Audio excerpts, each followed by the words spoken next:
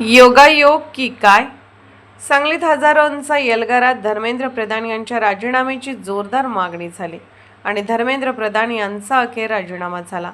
दिल्लीतील जंतर मंतर येथे विद्यार्थ्यांवर झालेल्या कथित अमानुष लाठीमाराच्या निषेधार्थ आणि केंद्रीय शिक्षण मंत्री धर्मेंद्र प्रधान यांच्या राजीनाम्याच्या मागणीसाठी आज सांगलीत भव्य निषेध मोर्चा काढण्यात आला. या मोर्चाला सर्व स्तरातील नागरिकांचा उत्स्फूर्त प्रतिसाद मिळाला.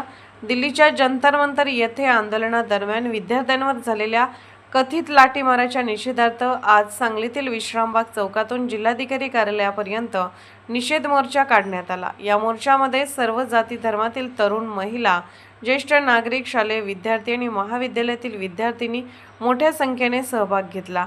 आंदोलनकर्त्यांनी हातात फलक घेऊन इस्तीफा दो धर्मेंद्र प्रधान इस्तीफा दो अशा जोरदार घोषणाबाजी करत केंद्रीय शिक्षण मंत्री धर्मेंद्र प्रधान यांच्या राजीनाम्याची मागणी केली. जिल्हाधिकारी कार्यालयासमोर पोहोचल्यानंतर आंदोलनकर्त्यांनी केंद्र सरकार विरोधात जोरदार घोषणाबाजी केली. विद्यार्थ्यांनी न्याय मिळावा आणि जबाबदारांवर कठोर कारवाई करण्यात यावी अशी मागणी यावेळी करण्यात आली.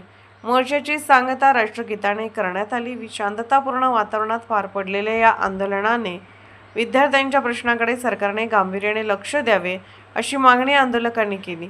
यावेळी जमलेल्या सर्व आंदोलकांनी तर सांगलीतील आंदोलन झाले आणि योगायोग की काय अखेर धर्मेंद्र प्रधान यांनी आपला राजीनामा दिला. मोर्चा क्रांतीचे नाना पाटील पुतळ्यापासून ते कलेक्टर ऑफिसपर्यंत झाला. आमच्या मागण्या एवढ्याच आहे की नीट पेपर फुटेमध्ये जेवढे काही तुम्हाला दोषी सापडतील त्या सगळ्यांच्यावर कारवाई झाली पाहिजे. त्याचबरोबर धर्मेंद्र प्रधानांनी राजीनामा दिला पाहिजे. आणि एवढंच नाही तर जे काही 20 तारखेला या दिल्लीमध्ये घडलं, ज्या पोलिसांनी ज्या पद्धतीनं विद्यार्थ्यांना मारले त्या प्रत्येक पोलिसावर कारवाई झाली पाहिजे. आणि त्याचबरोबरीनं ह्या सगळ्या गोष्टीचा निषेध करायसाठी इथं आलेलो आहे. आम्हाला धर्मेंद्र प्रधानांचा राजीनामा हा झालाच पाहिजे. त्याचबरोबर महाराष्ट्रामध्ये TET पेपर फुटी झाली, त्यामुळे महाराष्ट्र शिक्षण मंत्र्यांचा देखील राजीनामाच्या मागणी आम्ही निकाल करतोय आणि याचा आम्हाला लवकरात लवकर न्याय मिळेल. या आंदोलनादरम्यान ज्या विद्यार्थ्यांचे गुन्हे दाखल झालेले आहेत, चुकीचे आणि खोटे गुन्हे दाखल केले आहेत, हे सगळे गुन्हे या विद्यार्थ्यांच्यावर मागं घ्यावं. तुम्ही विद्यार्थ्यांच्या जीवाशी आणि भविष्यात खेळू नये असं आम्ही सरकारला विनंती करून सांगायला इथं आलो. जाणलेला आहे.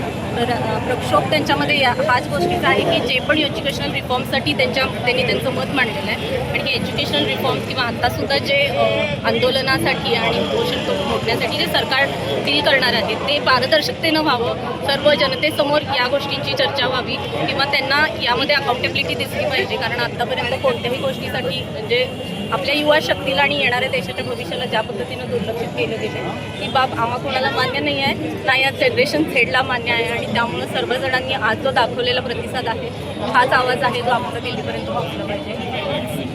तेजस शारदा विठ्ठल नागरेकर. आज सांगलीमध्ये JNU किंवा जंतर मंतर इथे चालू असलेल्या आंदोलनाला ज्या विद्यार्थ्यांवरती अमानुषपणे लाठीचार्ज करण्यात आला त्याच्या समर्थनात, विद्यार्थ्यांच्या समर्थनात आज मोर्चा काढण्यात आला. ह्या मोर्चांच्या आमच्या मूळ मागण्या होत्या की शिक्षण मंत्र्यांनी राजीनामा दिला पाहिजे, विद्यार्थ्यांवरती जे गुन्हे दाखल झालेत ते गुन्हे मागे घेण्यात यावेत. पण मला आवर्जून तुम्हाला सांगायला वाटेल की आज सांगलीमध्ये सर्व सांगलीकरांनी, सर्वच वयोगटातील लोकांनी, सर्वच वर्गातील लोकांनी आम्हाला उत्स्फूर्तपणे पाठिंबा दिलेला आहे. आम्हाला वकिलांचा खास करून पाठिंबा होता, सर्व डॉक्टरांचा आम्हाला पाठिंबा होता. खास करून आमच्या मोर्चामध्ये पोलीस प्रशासनानं आम्हाला खूप चांगल्या पद्धतीनं मदत केलेली आहे.